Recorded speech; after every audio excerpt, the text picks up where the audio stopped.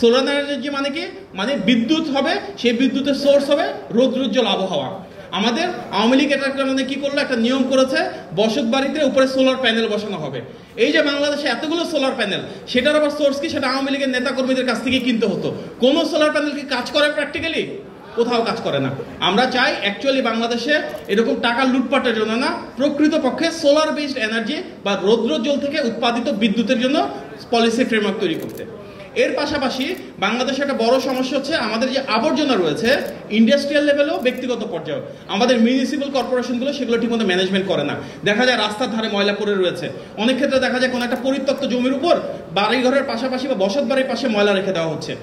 সেখান থেকে উদ্ধার পাওয়ার জন্য বিশ্বের অন্য অনেক দেশের সাথে তাল মিলিয়ে আমাদের প্রস্তাবনা হচ্ছে আমরা ওয়েস্ট বেসড এনার্জির দিকে মনোনিবেশ করব। অর্থাৎ যে আবর্জনাগুলো রয়েছে বসত বাড়ির এবং ইন্ডাস্ট্রির, সেগুলো থেকে কিন্তু আমরা বিদ্যুৎ উৎপাদন করতে পারি।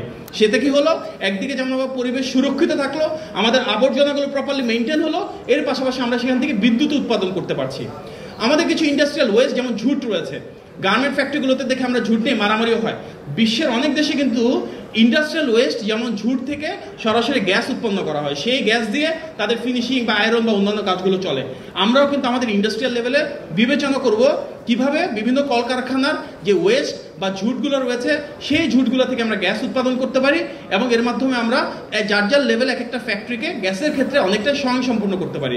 যখন আমরা এভাবে বিদ্যুৎ এবং গ্যাস বিভিন্ন ওয়েস্টেজ বা আবর্জনা বা ঝুট থেকে উৎপাদন করতে পারবো, একদিকে যেমন সেগুলোর ব্যবহার নিশ্চিত হবে, একই সাথে চাহিদার পরিমাণ কমে আসবে। চাহিদার পরিমাণ যখন কমে আসবে, আমাদের আমদানির পরিমাণ কমে আসবে। আমদানির পরিমাণ কমে আসলে দামটা অনেকটা নিয়ন্ত্রণে থাকবে।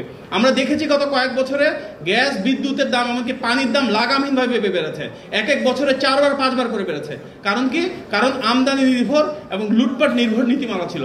আমরা সেখান থেকে সম্পূর্ণরূপে বেরিয়ে আসবো।